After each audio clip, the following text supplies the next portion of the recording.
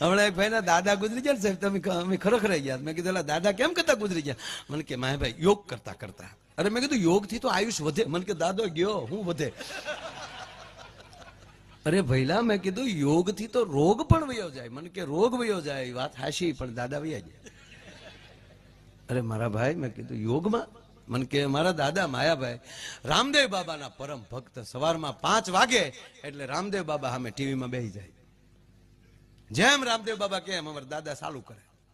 તો તેથી રામદેવ બાબાએ ચાલુ કર્યું, સભી પદ્માસન લગાય. પદ્માસન વાળવાનું કીધું ને. એક તો અમારા દાદાના કે પગ સેન્ટિંગના હરિયા જેવા, પણ કડાકા મારીને પદ્માસન લગાવી દીધું. અને પછી રામદેવ બાબાએ કીધું ઊંડો શ્વાસ લ્યો.